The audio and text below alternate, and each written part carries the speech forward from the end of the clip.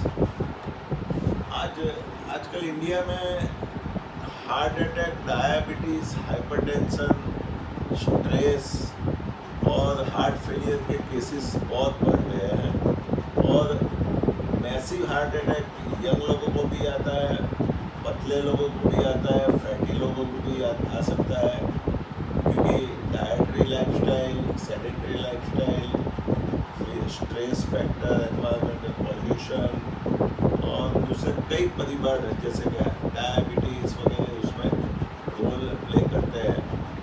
लेकिन आज मैं आपको एक केस की बात करूँगा कि हार्ट फेलियर जो सोसाइटी में पेशेंट्स पे इकोनॉमिक बर्डन और हेल्थ बर्डन कितना देता है, जिससे पेशेंट को हॉस्पिटलों में जाना पड़ता है और वहाँ उनको एंजियोग्राफी कराते हैं, उसमें 17-18 हज़ार रुपये चले जाते हैं और फिर उनको ब्लॉकेज दिखा के उनको स्टेंटिंग करते हैं।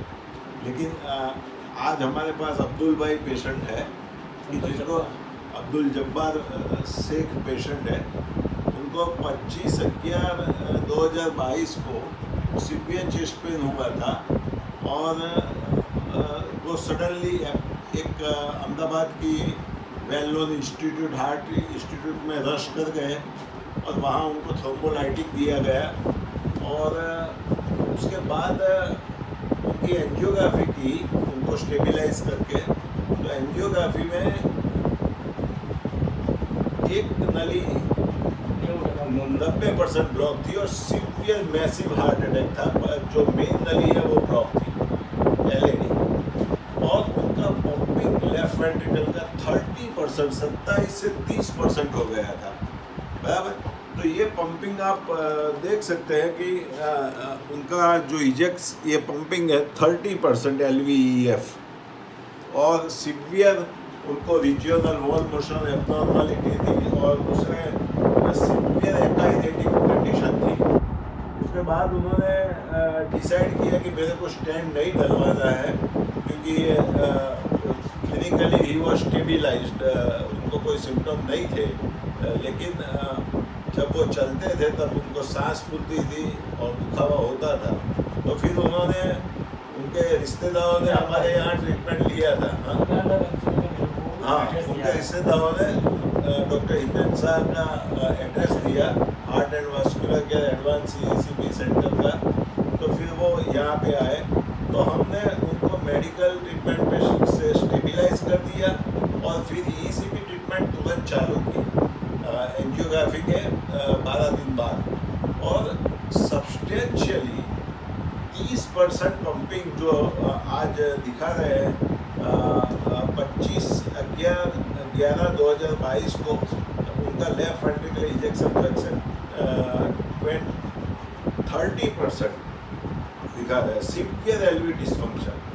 उनमें से उनको हमने मेडिकल ट्रीटमेंट पे स्टेबलाइज किया, फिर उनको ECP दिया और हमने हमारा इको हमने खुद से इको नहीं किया, लेकिन उनको बोला कि आप अपने अननोन जगह पे जाके इको कराइए।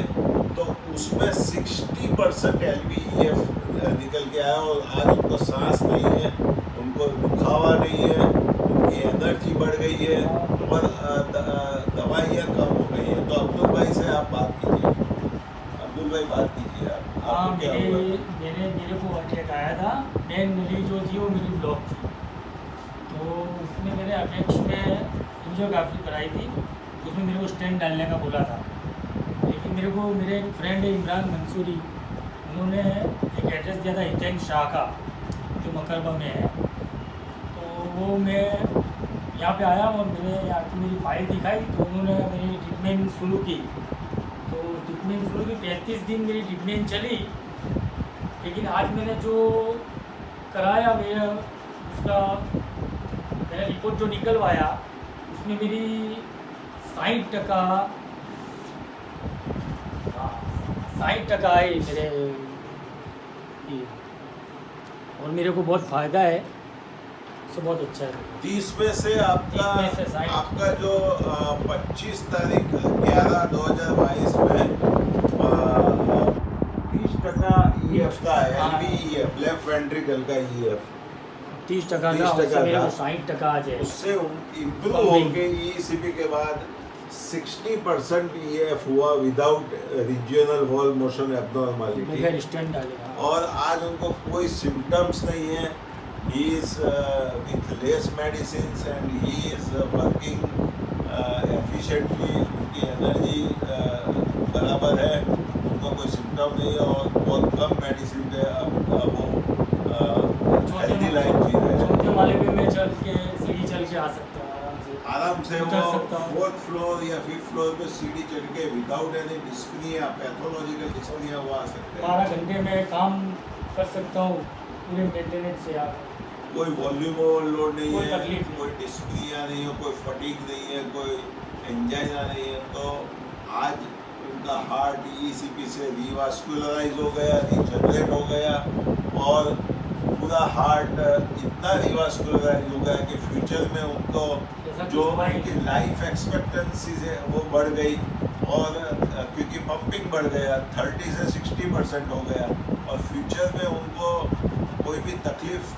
इनकेस उनकी डाइटरी लाइफस्टाइल जो हो तो भी ECP लेने के बाद कोलेटरलाइजेशन इतना हो जाता है कि आपको कोई फैटल इवेंट तो होता ही नहीं है।